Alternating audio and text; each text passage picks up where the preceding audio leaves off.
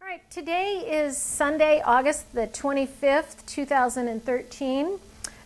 We are in King City, California, but we went on a ag tour yesterday, and we ran into Ronnie and Dolores Eveland. Did I say that correctly? Eveland, who are from Artesia and involved in the Artesia Historical Society.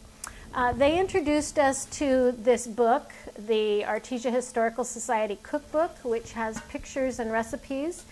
And we were inspired to do some oral history with two people who are in our family who were raised in Artesia.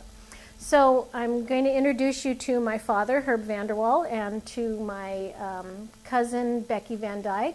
And we're going to just listen to some of the memories that they have of Artesia.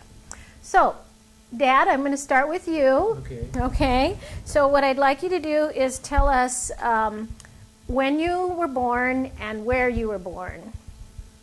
Born in Clearwater, California. Birth certificate says Hines, which later became Clearwater Hines and then later Paramount in 1929 on January 16th. Okay, so that makes you 84 years old. That's now. true. And in relationship to Artesia, how far away from Artesia was that? I'd say 2, maybe 5 miles. Okay. All right. Maybe give or take a couple miles. I don't know exactly. Okay.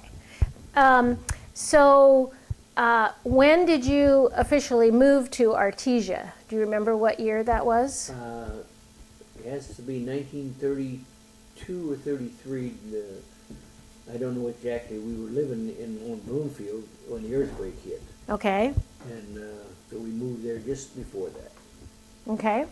So from 1932 or 33 to when you left for the Marine Corps, I think that was 1948. 1948. So from those years, you lived in Artesia. Yes. Okay. And then Becky, what about you? You were born when? August 8th, 1940, at the Artesia Hospital on the corner of Pioneer and 183rd. Great, and I think that's where I was born too, You right? too? With Was Dr. LaBerge, same hospital, but I was Yeah. born in 1955 there. Yes. The bird is still there. He's probably still there. In spirit, he Yes, is. right. Dr. LaBerge, he's yes. Okay, so 1940, you were born in Artesia, and so that makes you right now 73. Okay, and how many of those years did you live in Artesia? I lived in there till 1969, and then I moved to Tulare To Larry. from Okay. there, 1969, 1970, right between. Okay. Yeah.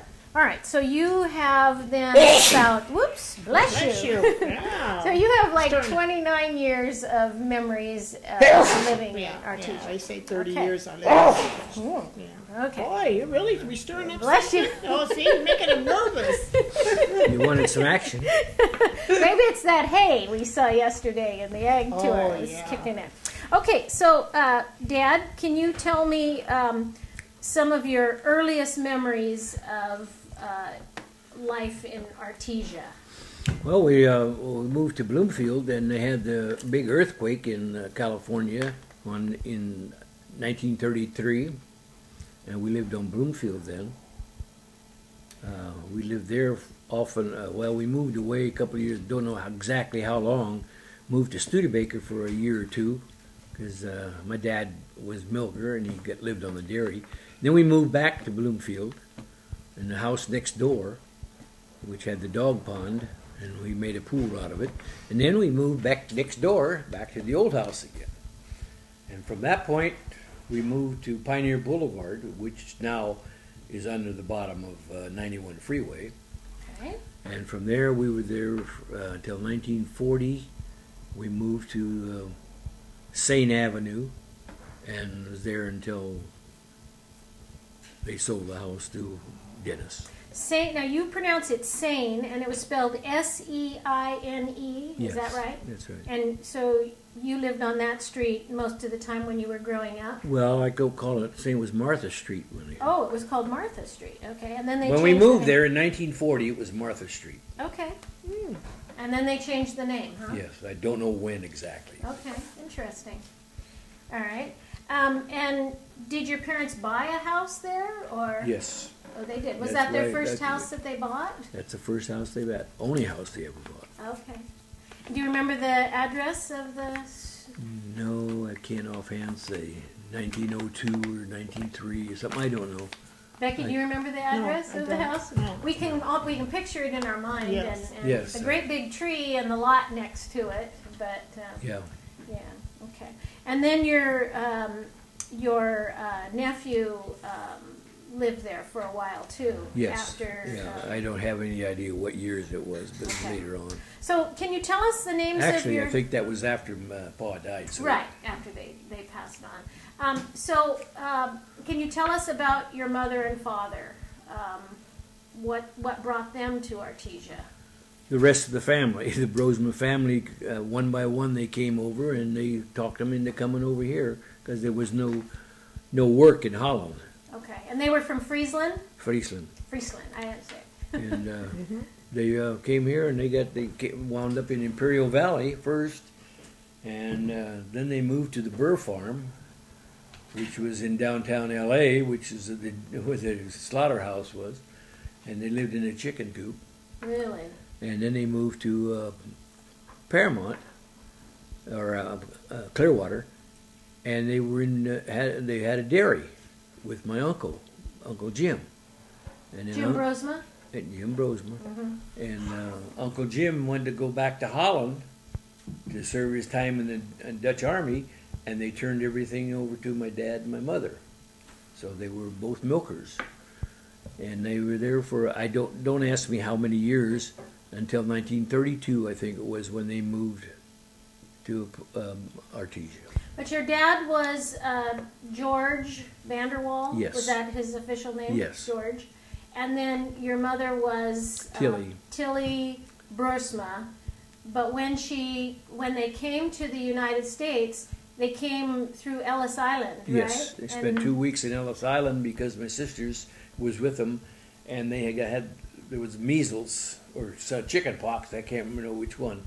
So they had to stay there for 2 weeks. And that was Susie And Jennie. and Jennie, and they were just both little girls. Yes. Okay. 1 and 2, 2 years old, 3 years old. Okay. And now Jennie was Becky's mom. Yes. Okay. So they came to California to work with family in the dairy business? Dairy milkers. Okay. Okay. Did your mom work also, or she? Only when they had the dairy. She did some milking. But after that, when they moved, she stayed home. Okay. And took care of the family. Okay. So, Until they got the job at the church. Then she did some work at the church as a janitor with my dad. okay. So all the time you were growing up in Artesia, your parents were in the dairy business? Well, my dad milked all that time. No. Okay. Yes. All right. And then your oldest sister, Susie, she was 10 years older than you, or Yes. a little bit? 12 years old. 12 years older. And then she met Pete Neidham. Yes. And was he from Artesia? We lived over on, he had a dairy over on Bloomfield, further down from where we lived. Okay. Where he came from, I don't know. I always saw a picture of him in a boat, a fishing boat. They kept telling me that that's the way they came over from Holland on that boat. So I don't know when he came over here. He was from Holland too. Okay. But she met him somehow in... Don't ask me. You don't know, huh? No, I don't either. You don't know either, huh? No, I don't. Okay, but then you have your sister Jennie, and she was 2 years younger than Susie. And she met Ed Warriner Yes. and got married. Yep. That was in 1938, I believe. Okay. someplace around there. 39, yeah. Okay, so that was Becky's parents. Yeah. And then Becky, so you were born 1940, and can you tell us some of your earliest memories of Artesia? Well, yeah, I remember walking as a little kid to kindergarten from Wright Place, which is 176 by McDonald's there in Artesia now. I had to walk to Clifton School for 3 years, and then my third year I went to the old Pioneer, and I understand my dad went there also. I don't know how long or what years, but he went to the old Pioneer School. I did too. Yeah, you too. Oh, you did? Yeah. That's the school you went to? I went to kindergarten and first and second grade. Yeah. At what school?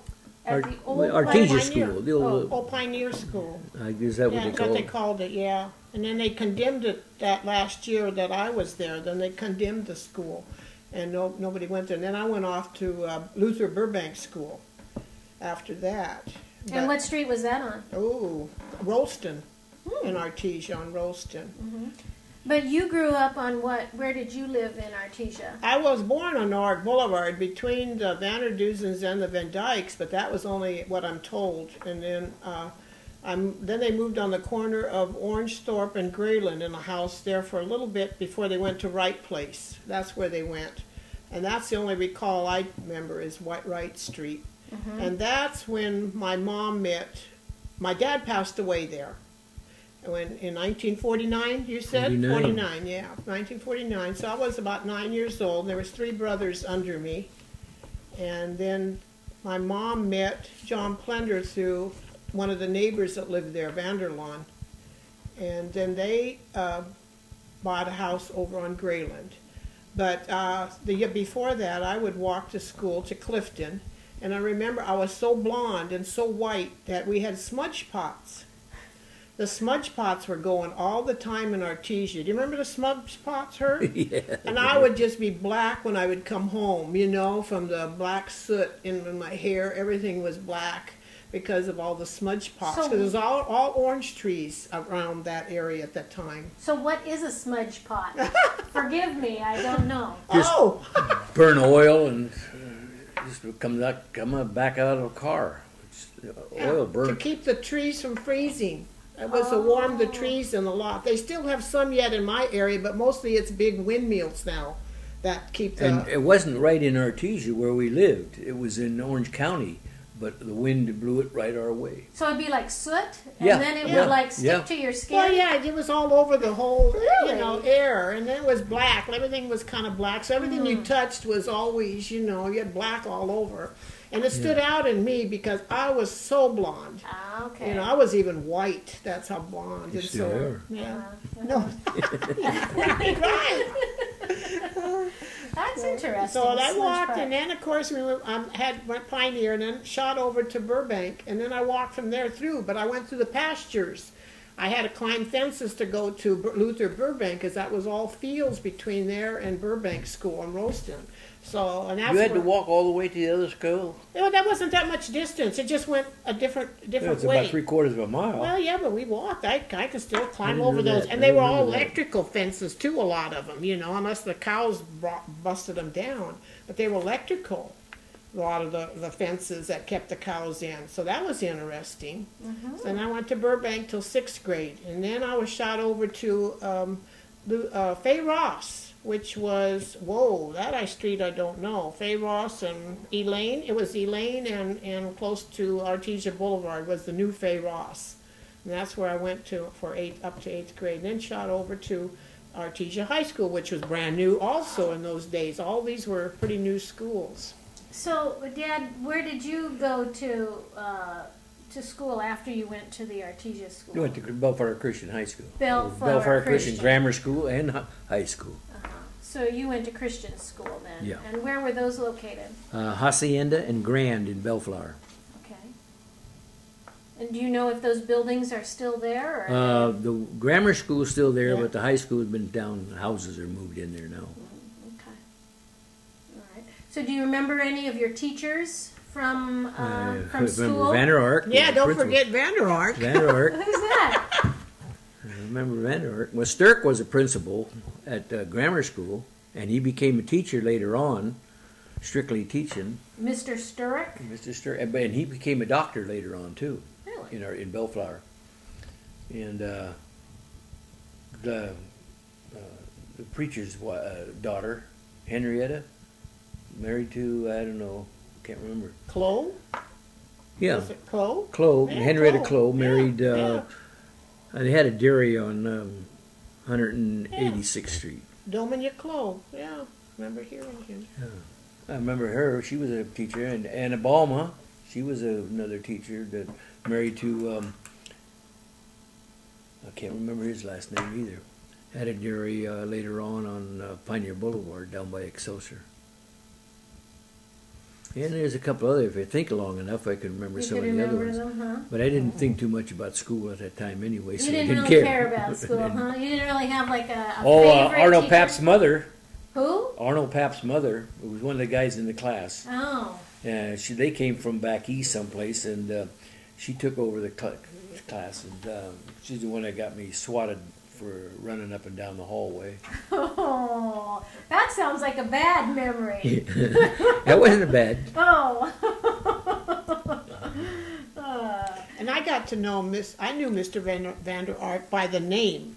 And lo and behold, if I didn't land up working with his daughter Ruth for a lot of years at the old junk store where I work now, Used Treasures. Oh. And I just took to her. She was a sweetheart. She passed away, but now her daughter-in-law works with me. So I'm still connected with the Vander Arks. Oh, And that's at Used Treasures, which is a resale store in Visalia? No, Tulare. It's in Oh, in Tulare. Yeah, it's Okay. in Tulare. All right. And that's where you work now. So you still have some connections to these people that you knew a long time ago in Artesia. Exactly. That's really That's so interesting. But Ruth, Mr. Vander Ark's daughter, she loved books. See, I didn't know him because he was.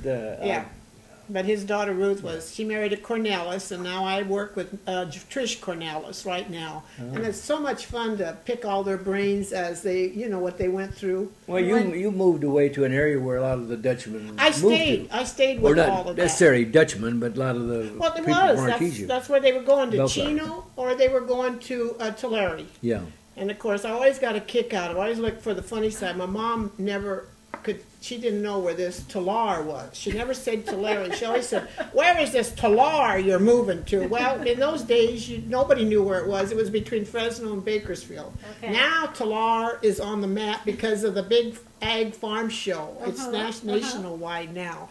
So, but nobody knew where it was. But that's where all the dairies were migrating back in the 65s to 75, and then it was quiet, and then boom, in 85 it started up again. They were selling their property in Chino. A lot of the Chino people are up there now too in Tulare.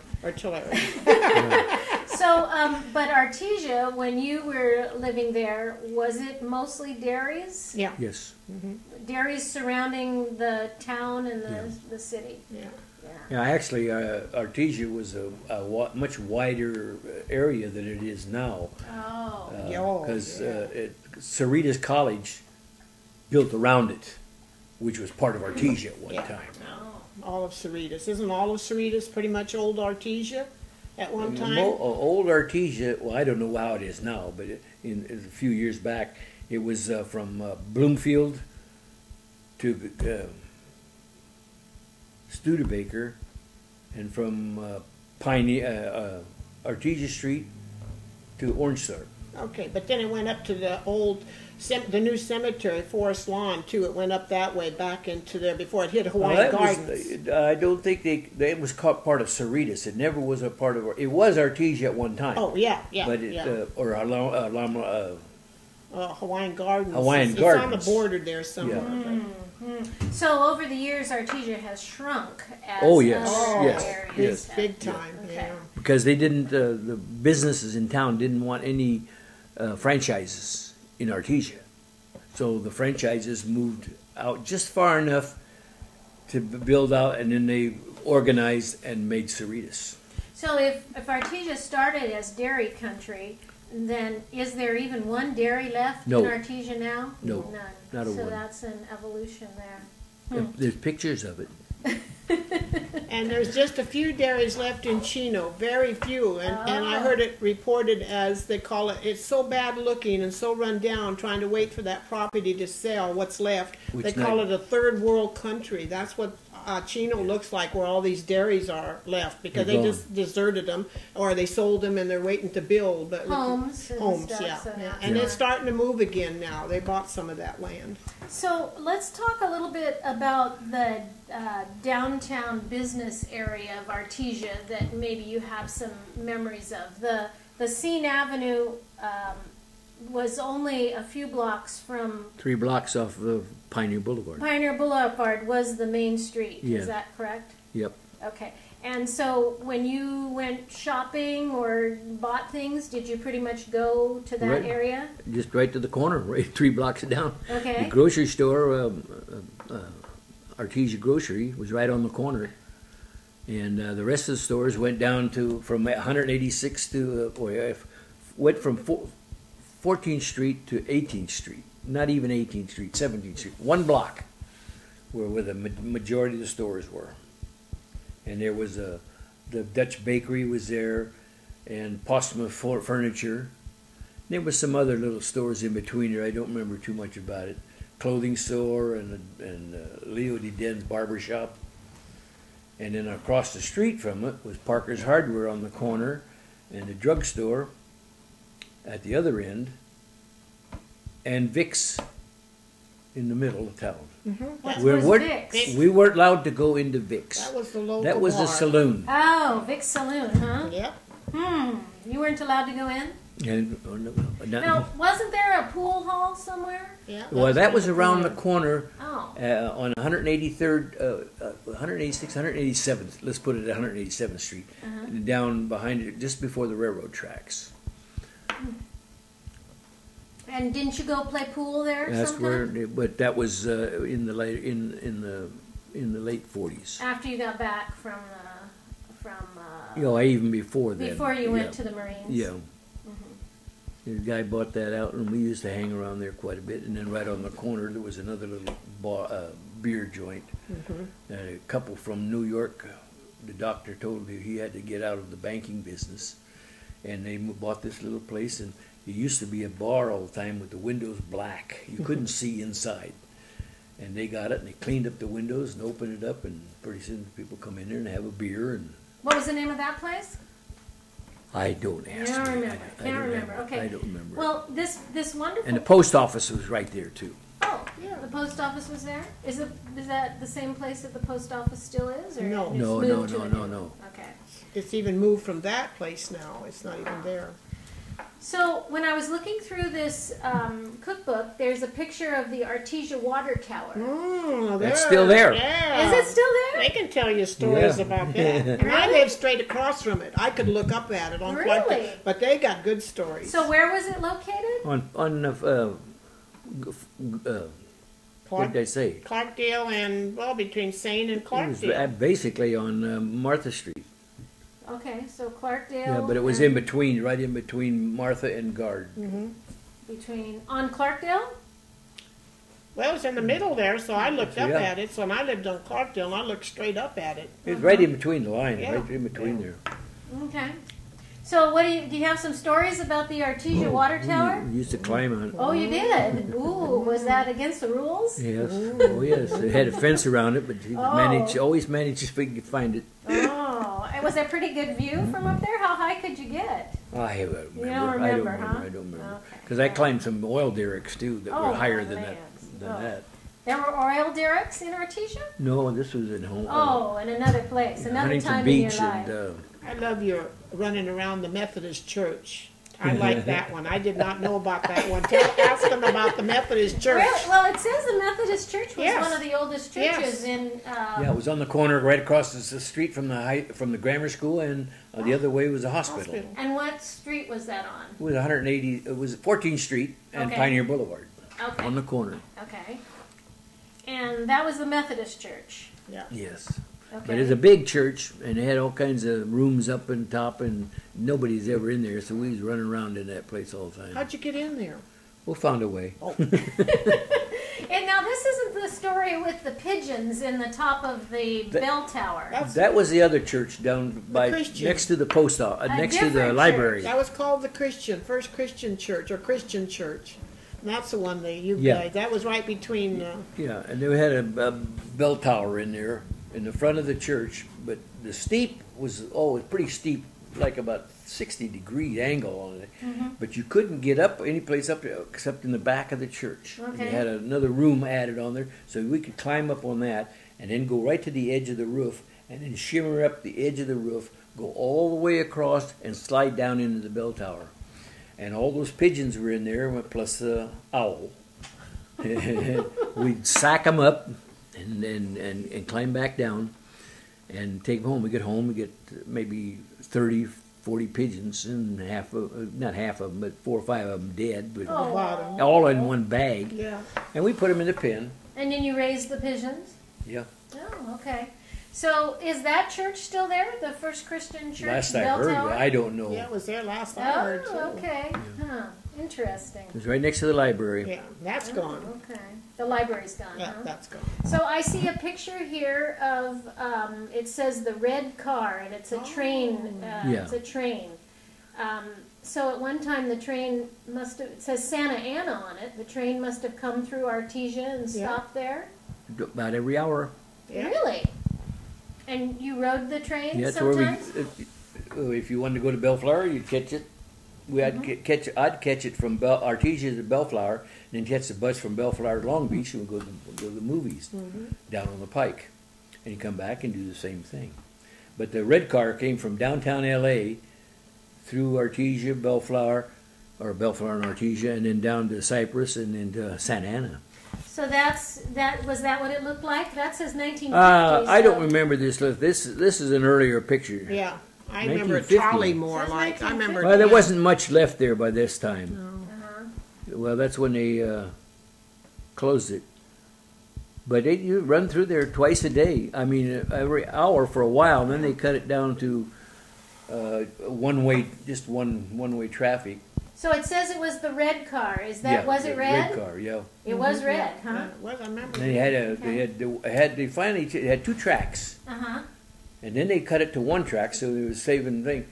2 of them collided head on. Oh, really? But I don't remember that. You don't? No, when would that happen? On the way between Cypress and Artesia. Someplace around Bloomfield or beyond Bloomfield. Yeah, it crashed there? They were head on in the fog. Whoa! The fog in Artesia sometime was pretty bad. Because I can remember the fog coming down Artesia Street, and I'm driving into the fog. I turn around, I come back, I go down Pioneer Street, turn on 14th Street down to Martha, and I could not see the road. The fog was so thick, and I knew about where the house was, and I could watch the telephone pole, and I couldn't barely see it, and I turned, and we had a little brick wall in the front yard. I ran right into it. I missed it by about that far, and then pulled out and back. But it was so fog. I'd never seen fog so thick. And then the next day it was cleared up, and the fog had come in the next day. You could see it coming in just like this. It was bad, wasn't it? Oh, yes. At least I lived all the years in Tulare, and they're known for fog. And we had it month after month, but it was never as bad as Artesia fog. No. Artesia fog was just horrible. We walked along the cars along Rolston. If we came from Bellflower, the fog was so bad you couldn't drive it because they didn't have the lines set up good. So you walked along the side of it. But fog there was horrible. I think because of the water table was so terrible high. It was heavy. Artesia. So the cookbook has a picture of something called it looks like the Portuguese Hall. Oh, yeah. You That's still there. that? That's still there. Still Okay, there. and did you used to attend events there, or do you remember it when you were? I was in there one time. We had a dance, and okay. we didn't have a dance. They had a dance there. We were in there. I can't remember too much about it. But you were from pretty much a Dutch community, and so there must have been a lot of Portuguese people in Artesia also. I'd say 45% was Dutch. Okay. 45% was Portuguese, and then maybe 10% Mexican. 10% And Mexicans were on the other side of the tracks. Yeah, they were there. Yeah. Oh, really? So people of a culture kind of stayed together? And then the But Portuguese the Portuguese, people, some of them had dairies too, so they would be, you'd get a couple of rows down, you'd see a couple of dairies were Portuguese, and then a couple of Dutchmen, but they were spread out over, I'd say, 5 miles each way from Artesia. That's why I say Artesia used to be quite a bit wider than it is now. So did people of different cultures, did they interact a lot together, or did they stay pretty separate? No, I don't think they had an awful lot. If there was, they'd go someplace else for their entertainment. Well, a lot of them went to Bellflower and Paramount. Yeah. But they did meet in the Portuguese halls, the Frisian clubs. They did get a Frisian group, and they got to go there and meet, because I have a lot of pictures of them all in this Portuguese hall, which was the Frisian club. Oh, okay. And all the Bursmas are in those pictures. So there's no picture, but I have a picture of them in that hall. But I never personally was ever in there, you know. Oh, I was in there one time. I remember I had a dance in there. I don't remember what it was for or why. So here's a picture of the Methodist Church, Artesia's first church. It says 1876.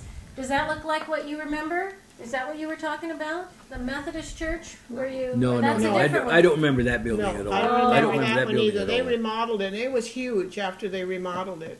Okay. So this was really old time, and then. Well, it says right on there. Yeah, 1876. That was long before you. Yes, not too much. Something long before us. Well, yeah. So Artesia been around for a while. So, and anyway, there's just some. But speaking of churches. Then your family attended the Reformed Church, correct? Yeah, Artesia Reformed Church. Okay, and where was the location of that? 16th Street and what was the first one? Elaine? No. Now 186 for me. See, that's where the switch comes between you and me, because you call 16th. Martha and 16. To me, it was Arlene and 186. Yeah, Arlene and 16th Street. Yeah, see, and I never knew it as 16th Street. Years. Oh, so when you're referring to these numbers, so the names of the streets kind of changed. Yes. Then. Yeah. Yes. Why? And I never heard of those numbers. And so now it's still called 186? Yeah. Yes. Right. And Arlene, and that's where the it was called the Artesia Reformed Church? Yes. Okay. There's a difference between Artesia Reform and the Christian Reform. Right, two different denominations, Right. but they still had the Reformed name to them. So that's where your parents started attending as soon as they moved to Artesia? Yes. Okay. In fact, I understand that the first church they had was in a barn Oh. on the corner of 14th Street and... The Youngsma barn, that's all I know, because I don't know your numbers. What was the street your mother lived on? Grayland? Grayland. Yeah. On the corner of Grayland and 14th Street, they had a big barn, an empty field. That's where Elsie's folks, what George lives now, was an open field. And that's where they had their first services in that church. And then they closed that and they started building the other one, little by little. Did they go at all to the women's clubhouse, or was that something different? Was that the Frisian club, or was the Reformed? That's the Frisian club. Okay, that was a Frisian, because the women's clubhouse is mixed in there somewhere too, that they met. So, but that was the Frisian club. Okay. Okay, so then your parents were involved with the start of the building of that church? I guess. Do you remember that? Yeah. No, You were too that had little? to be around but but when we first moved in Artesia. Okay. So I don't remember too much You were about pretty that. little, yeah. Yeah. Okay. But did a lot of your social life and things that you did revolve around the church? Mostly. Yeah. Mostly. There wasn't much. You'd go to church on Sunday morning and Sunday school afterwards. And then Sunday night you'd go to church again. Then you'd go to young people's on Thursday night. And then the catechism on Saturday night. And then, of course, when we had the job of cleaning the church, we were there all day on Saturdays, dusting the benches. Your parents helped do that? Yeah. Okay. For how many years did they do that? Approximately 40 years. Really? plus or 40 minus. years cleaning the church, huh? And I had to go along. That's where I learned my cleaning, was from my grandmother and his mother. She took me under her wings and made me work. I learned how to dust a lot of benches and mop a lot of bathroom floors and sinks, and if I didn't do them right, she made me do them over, and I never questioned it like they do now. They say, well, do it yourself if you don't like it. I never questioned my grandma. When she said do it better, I did it better. And I thought that's, you know, interesting. So, yeah. So did you were you know, like a half a generation behind my dad. Right. Did your life involve similar things to him, where you went to church on Sunday and you went to youth group and Yeah, because went to catechism? he didn't mention the Dutch. I sat through a lot of Dutch services. Oh, How many Sunday you sat morning through? is Dutch. It was all Dutch. And I still In the Dutch don't, language. and I still don't understand one word of Dutch. Oh. Fries I can Yeah, can because yeah. we always lived with the Friesen. Yeah. But Dutch, I can't use. Never. And the services were in in the Dutch. Dutch language. Oh, yeah. Dutch. So it was kind of like a waste of time for Oh, you. lots of waste of time. 1 hour just sitting there listening. You know what I remember the most? His dad, my grandpa, Paka. I have his hymn book from my mom, and it's all Dutch. And I can still see him. He loved those old hymns so much, and he would be look like that, holding it way out, just singing his heart out. It was so Really? beautiful, and that's all I remember about the Dutch service, because I didn't understand none of No, it not a either. word, not a word. Some of it I did, but not a lot. But he sang his heart out when those Dutch hymns came up, and I can still look up at him and see him singing that songs. That's wonderful. Yeah. So, okay, well, let's see. There's a couple more pictures in here that kind of inspired me about, let's see, different parts of. Okay, so there's a picture here of downtown Artesia, Pioneer Boulevard, and it says Fuller Paints and Variety Store. Now look at those old car pictures there, Dad. See if that rings any bells with He'll you. know that. Yeah. Full of paints. I don't remember. Variety store. No? Oh, then Vic's store was right next door. Here. Ah, okay. Vic's Saloon, you mean the It's on the east one side you're of supposed town. to go Yeah. in? Yeah. What? So you can tell by those cars that was. Yeah, what year are you got? What years it are doesn't those have a cars, year Herb? on there, No, but I mean the cars. Yeah. He can probably tell what This years. is in the 40s, early 40s. Oh, is those 40 car Yeah. models? Okay. Yeah. Because I don't know. Because I remember the variety, where the variety store was. I don't remember the paint store because I never had nothing to do with the paint store. Oh. But the variety store was always in Five and Dime. You never did any painting, huh? You tried to get out of the painting jobs. I didn't do anything in those days. Let's see. There's a couple other ones here. And now this one, I remember this as a girl. This says the Artesia Ice Plant. You remember that? The Artesia Ice Plant on Pioneer Boulevard. Well, that is it. I don't remember that looked like that, but it is. That's it. And then right on the corner was Prescott's hardware store right here where his cars are parked.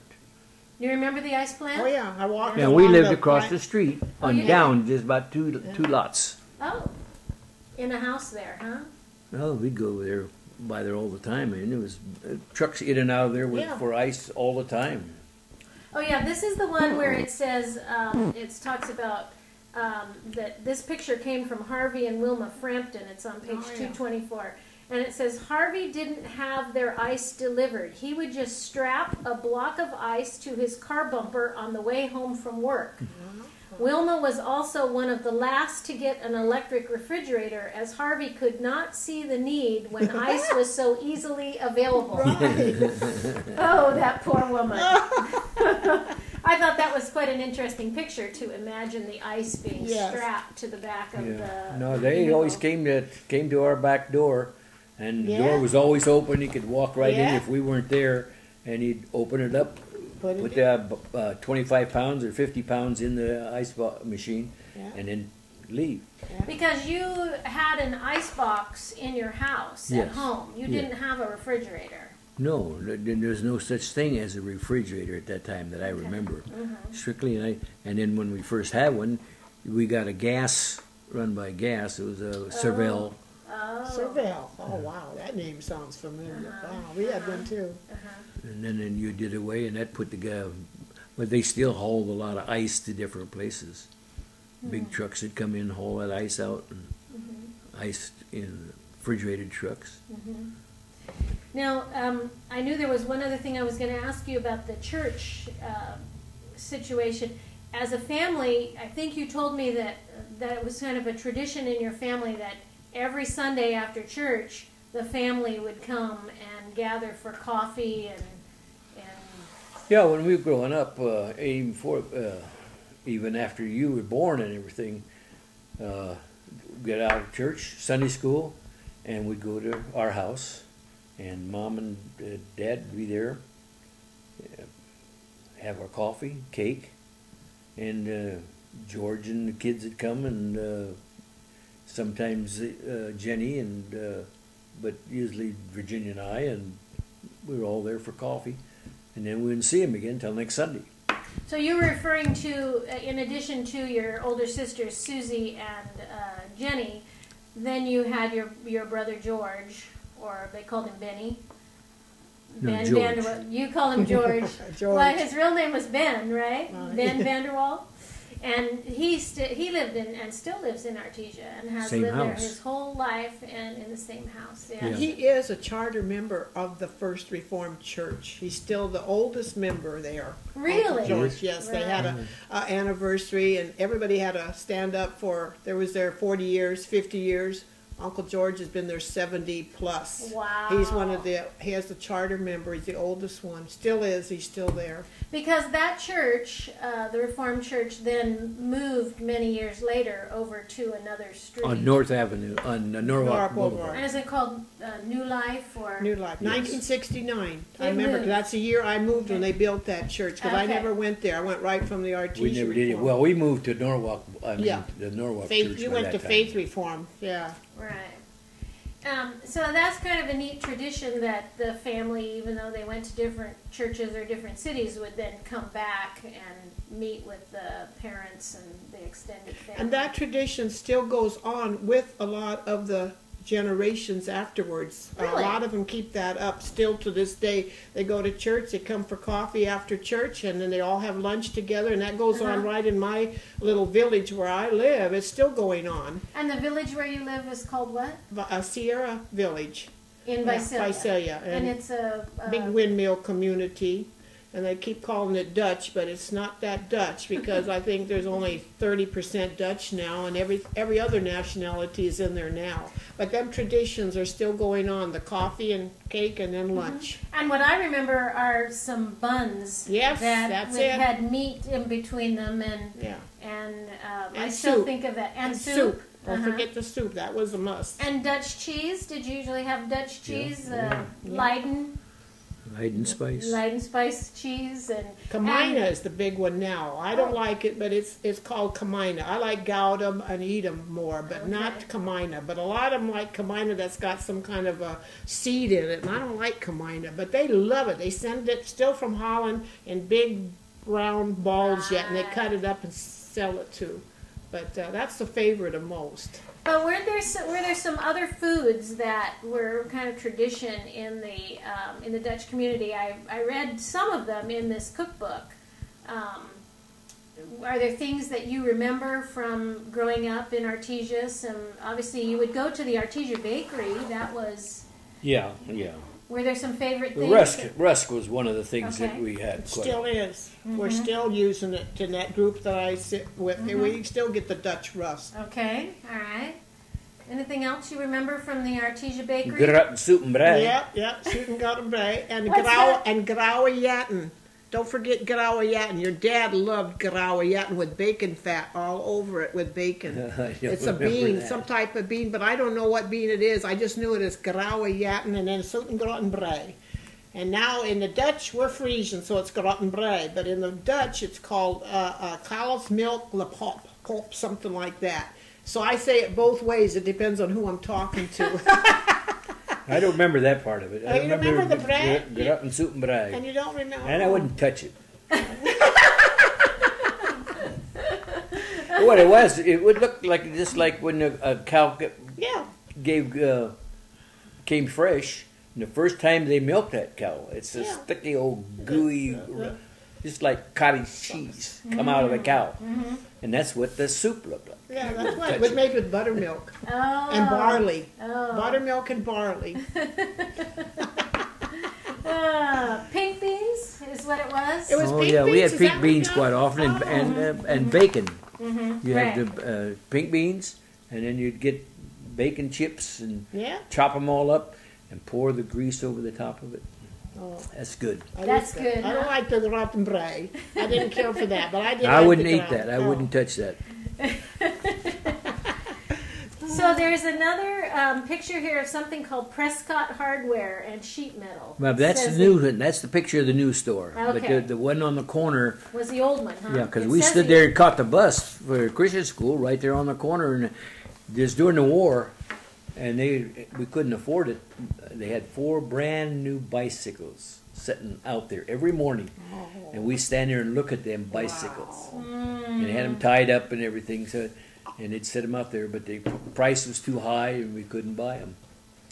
And it wasn't until afterwards that we finally got enough money to buy a bicycle. We'd go to Bellflower to the used bike shop and buy a used one. But it was still this company, Prescott Hardware, was just at a different location. Yeah, they just moved around the corner and Yeah. on the other side of the street. Things have been there for a while. And then here's a picture of the Artesia Bakery. Is that what it looked like when you were growing up? No, that doesn't show too much like the bakery that I can Yeah, remember. that's the sign that was That's out the there. sign. Now It was. I'm connected big time because I knew when they came here. We called them. They were very Dutchy when they came, and I was a young girl. But the Lakemans owned it, and they lived right between Devlin Street and Seine. They had a house right in there when they started the Artesia Bakery, and I got to know all 3 of their kids, Maria, Lois, and Frederick. They worked. They were the 3 kids, and everybody worked there. Georgiana worked there, cousins of mine, and Julie and Joyce Griepsma.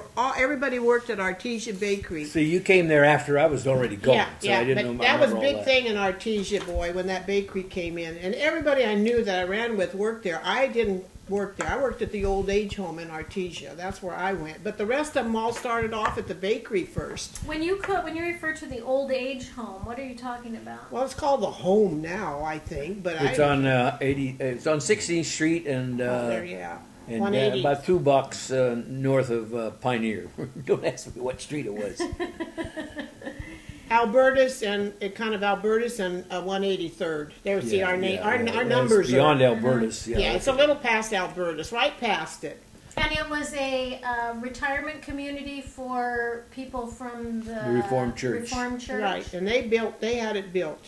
And you worked there? I worked there. I didn't work there when my Papa, that's his mom, lived there, but I worked there many years in 51 to 61 to 63 in there somewhere. I don't know the Okay. exact date. So, yeah, that was, and then it was all Dutch, pretty much all Dutch there. Mm-hmm. They did take outsiders once in a while if they were turned down. The other ones turned. There was an opening, but mostly it was all Dutch. So. That was an open field just before that, so that Yeah, plane that crashed airplane. I remember seeing that crashed in the airplane. middle of that spot. Really? When it went down. Mm. And that's what I mentioned last night. Where Right, Yeah. we were talking about That's that. exactly where it was built, huh? Where that plane went right down. Mhm. Yep. Mm. Wow. And then one of these pictures in here says the Delaner family. Mm-hmm. And I think that there's a picture of one of those, was it the lady that was your cousin? Oh, it's Alice and Marcel. Agnes and Marcel. Agnes and Yeah, Marcel, that's his and first cousin. well, it's got the twins, Mary Yeah, and Martha, Marcella and Billy. Tommy, or no, No, Billy. Billy. Billy, yeah. Yeah, they lived next door to us on Bloomfield. Oh, okay. But you come from a pretty big extended family on your mother's side, the Yes, Bursmans. yes.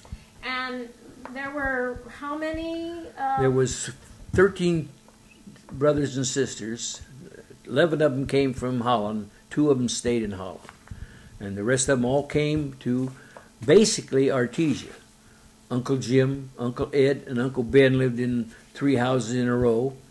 Uncle Fred lived around the corner down on Beck Street. Uncle Roy lived around the corner behind Uncle Jim. Uncle Tom lived down on Bloomfield, down by the railroad tracks. And Uncle Harold lived around on 14th Street. And Vanderwall, Uncle George, lived there on Bloomfield, backed up to against Uncle Fred. And then Uncle Bill and Jack and Frank all lived in Bellflower. But they weren't Brosmas. They were married No, they to were the Brosma between women. women. But they were, each family that I just named was had a Brosma in the family. I see.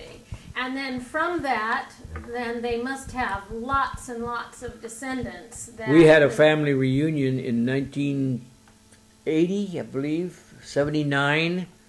No, in 81, 92. I don't know, I hadn't broken arm then.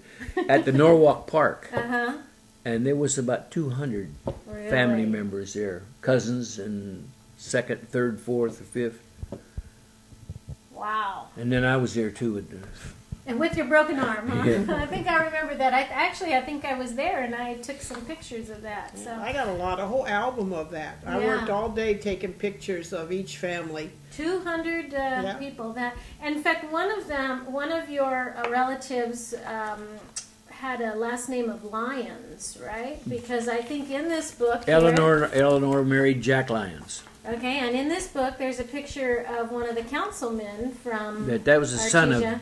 That's Jack Lyons. That's one of the descendants. Grandson of Yeah, I had that here somewhere. Where I is it? never did know them, but Eleanor is still alive, as far as I know. Yeah, she is. And so that would be the mother to the mayor, Yeah. or No, the Yeah. councilman. Grandmother. Oh, the grandmother. Grandmother. Okay, I got Yeah. my generations Yeah. mixed up.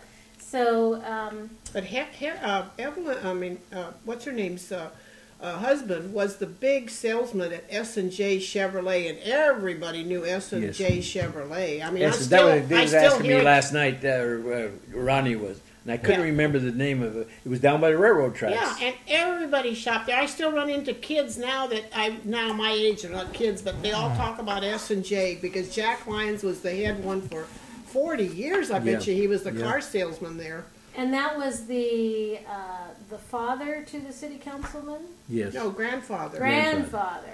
Okay. All right. I guess I don't. I didn't know any of the kids and what they did. Yeah, that's certainly. It's like the whole family. They all came from Uncle Jack. There was June, Bobby, Donald, and Bobby, I guess, was the other one, and Eleanor. Yeah, 4. And so I didn't know any of them except Donald I met. In fact, I got a picture Virginia had the other day, and Donald and Bobby are on there. Mm-hmm. And June had died a long time ago.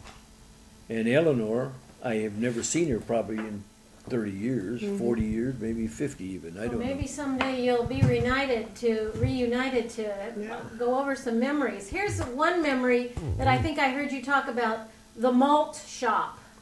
Oh, Leo's. Well, there was two of them actually. It says it's on page 155, and it says Beverly.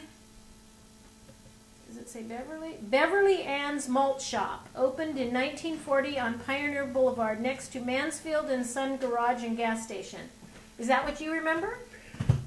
I don't remember those names that you just Okay. mentioned. The Pioneer Market. That was started about that time because we were living right there. The Pioneer Market was there, and in that same building, right next to it was the barber shop, Bill's Barber, and then Leo's Malt Shop. Leo's Malt Shop. So that's what you remember. Yeah. You don't No, remember that. So no, that And was then- a generation And after next you. door to that was Atterbury's Tire Shop, Appleberry, and which then is really big. a Five and Dime store. Appleberry. That was on the Appleberry. right on the corner, the whole stretch there. So what do you remember about the malt shop? Well, Leo worked in there for a long time, and Naomi Herma worked in there for a long time, and I can't remember the other gal. It was Naomi's friend. The two of them worked there for a long time, and then when they closed that up, Herma's built another malt shop or restaurant type deal right across from the library. Yeah, Hank and Sills, wasn't And Hank it? and Sills It's was in- Hank and Sills is in there too, in that book. yeah, Hank and Sills by Yeah. and it was I don't know why they called it Hank and Sill, because I guess the younger Herma. Hank and Sill, his sister, started it together. They Okay. started it together. She Okay, was a but then Hank, Bushman. I guess, got out of it, or his No, younger brother started working in there. Oh no, he had the clothing store next door. Yeah, Gordon's. Gordon had it. So Yeah. is that how you started liking malts? Oh, I don't know. Because you've always liked malts, he as has? long as I remember. Is it Oh, start back we used at the to malt we used to shop? get those at the PS Oh, okay. in Bellflower. That's Oh, where. okay. That's where you started liking malts, huh? Well, And didn't you used to go to like a little hamburger stand that one of your friends owned? And that's where Herma's Corny Busman. Busman, Yeah. and his wife was Herma. Oh, Had the okay. place in I can't think of the name. What? Hawaiian Gardens Oh, it used to go on Norwalk Boulevard. Yeah, I used to go eat hamburgers there and sit on the. Because on the Hank stand. built a new one in the mall that came up next to the post office. Hank went there, and then Busman, they bought that little shed or that little thing where the first hot hamburgers were built. They moved it to Hawaiian Gardens, and that's where they did their business Yeah. for many years. Yes. And Hank went in there, because I worked one day for Hank. He called me because his daughter is a best friend of mine, and she said, well, before I went to the old age home, and so I worked there for a day because Hank called me. He said, would you like to work here? And I said, well, I don't know nothing about waitressing, I said, and so I said, I'll give it a try. I'm willing to learn. So I went there, but I knew that day I said to Hank, I'll finish my 8 hours, but I said, this is not my occupation. And so I didn't become a waitress, but I did not like waiting, so that was it. It's okay to find out what you don't want to do. I in didn't life. want to do that. Now, there's one picture in here that I know you have some ties to, and that's Andy's nursery. And there's some pictures of Andy's nursery. Yeah, Andrew's there. nursery's on the corner of Burbank and Artesia Street. Well, Rolston on the corner there. What? Rolston and Roaston. Artesia. Roaston. Okay, yeah. And they went Now expanded. that's way where to the back. Steve and Jenny worked, and Becky's mom and Becky- her yeah, brother worked there. for a long time. It was on the Long corner time. there. They got to know them really good. They would have parties and gatherings in their big room in their house, and I know they went. My mom was there a lot with Andy and And June. the funny part, I was never in there. Never. Never. Now see, You just heard about it, but you Oh never yeah, went well there, Jenny huh? was in and worked there for a long Oh, time, but yeah. I never. I know a long time. So, Dad, I have one more, another question for you. I heard you talk about something about happy hooligan houses. What is that? It was during the war. They needed some housing, and they built some small houses, little one-bedroom houses Okay. for people. And I guess some guy that was a contractor, his name was Hooligan, and so they called him. He built a whole bunch of them. A lot of them, they made them here and there a little bit. But over on Pioneer, down beyond Artesia Street, in that area in there, the whole area was happy hooligan houses. Was it kind of like affordable housing that was small and it Yes. was so that people could afford Made them it? real quick and fast. I made them on a slab. Okay. Oh, so that's what we called them then. It could have been something else. And I what don't- street were they located on? Well, there was between actually where a lot of them was between Pioneer and Bloomfield, down on the other side of Artesia Street, down down about 180. No, it was 83rd Street or something like that. Back in there, someplace. I don't remember exactly where the streets went.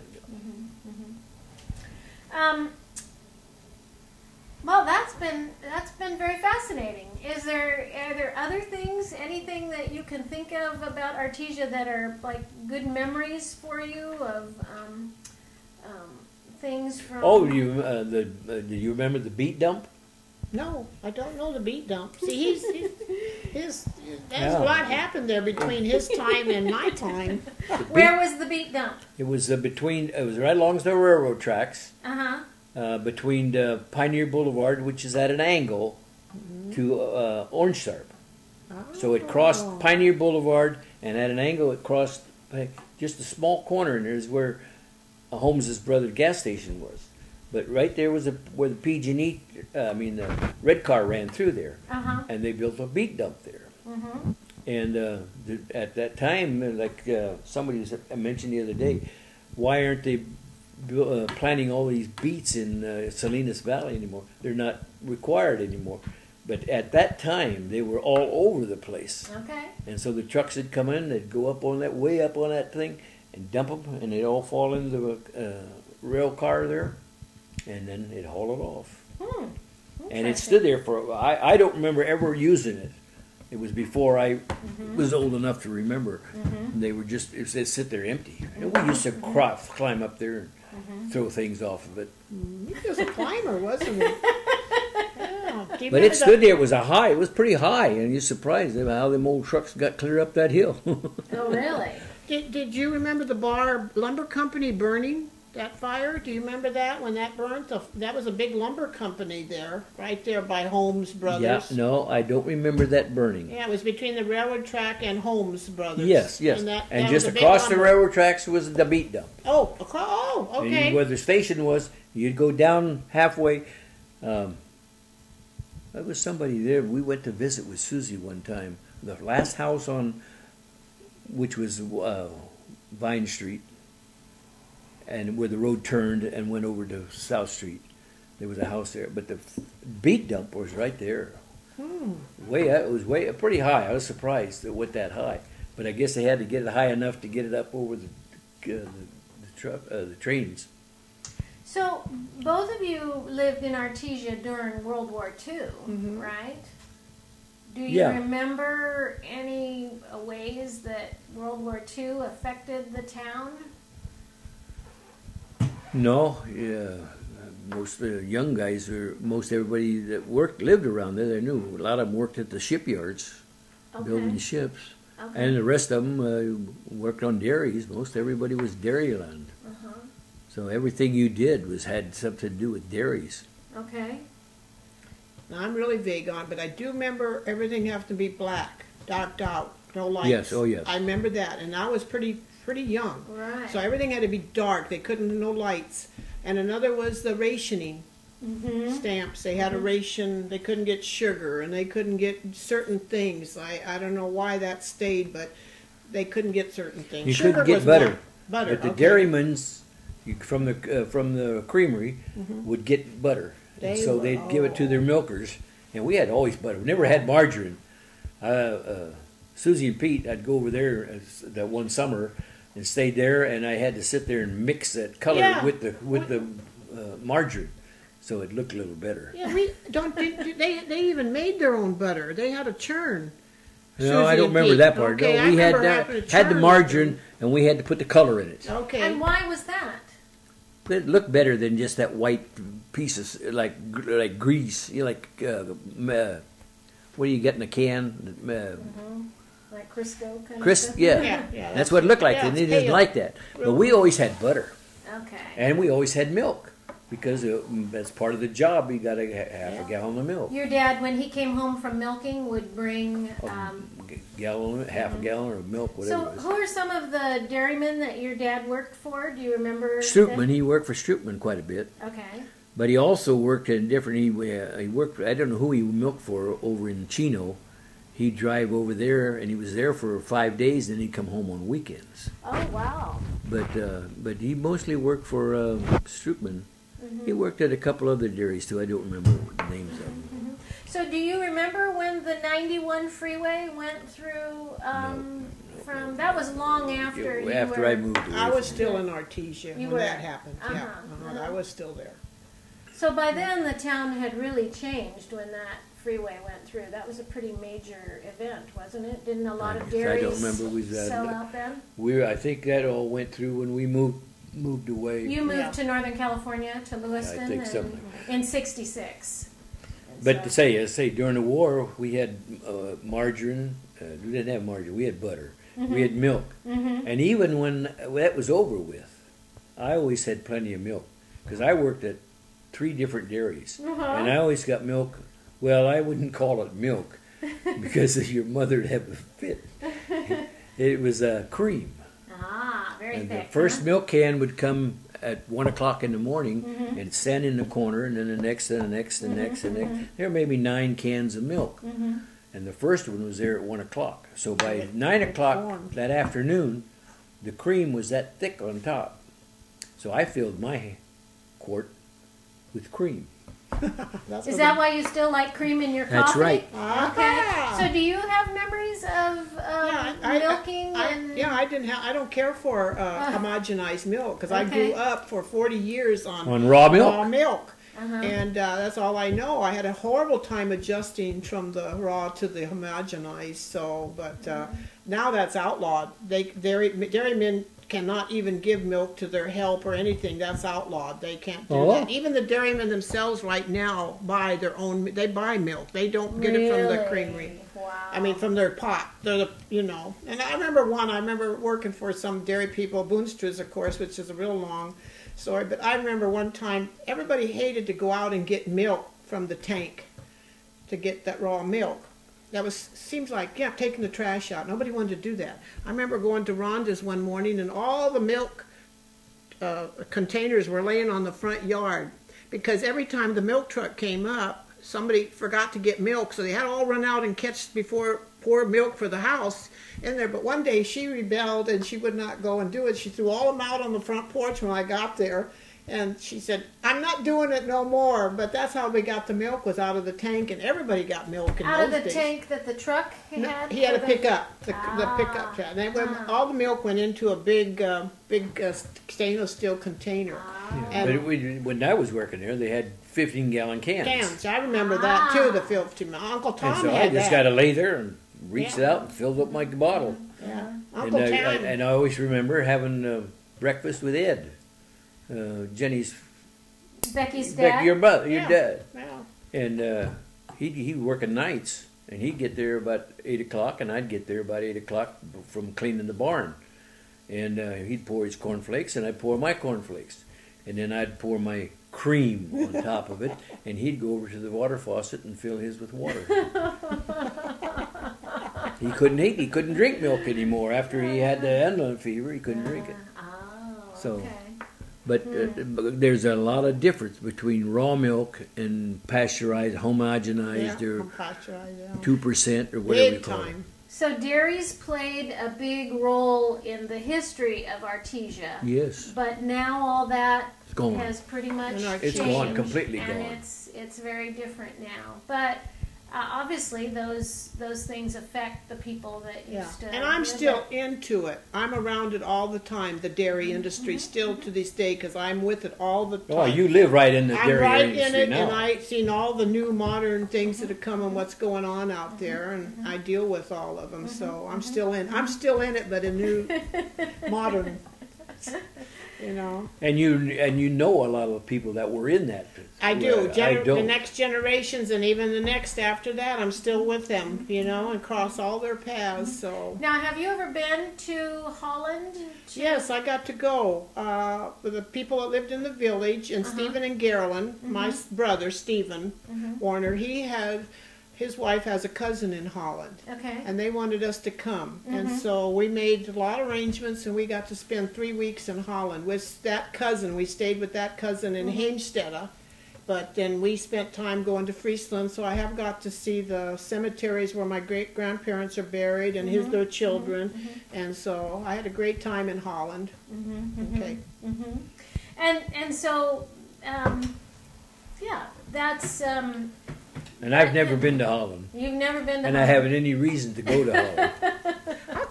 How come your sister Susie never went back to Holland? Pete was born there, and I always wondered that question. How come they never went back? Some people have an interest and some people don't. But I appreciate your thoughts and your ideas, and I think it's really neat that we'll send you our bill in the morning. Well, I think it's neat for other people to be able to hear what people experienced in the early days of Artesia. So keep thinking about those things. If you have some more thoughts down the road, we'll talk some more about that. So anyway, thank you very much, both of you. You're welcome. Pay me now or pay me later. You're supposed to say cut. Yes, there are some of the things you're talking about. Yeah, you remember some things because you came there after the 50s. I know. And most things I remember is before the 50s. Right. Okay, And there's all these street numbers are blowing my mind, like Martha and 16th Street. I don't know nothing about those names. They were I don't remember some of the other ones still. I See? remember later. But 14th Street, Yeah. and 16th Street were the two main streets going this way. Pioneer and Artesia Street, Pioneer, all the big streets. Yeah. And You then Martha Street, Yeah, see, I don't know Walnut, none of and those Martha, streets. and they changed every one of those going through there. Isn't that interesting? See how Yes. history could get Yes, confused yes. because somebody knows one name and somebody doesn't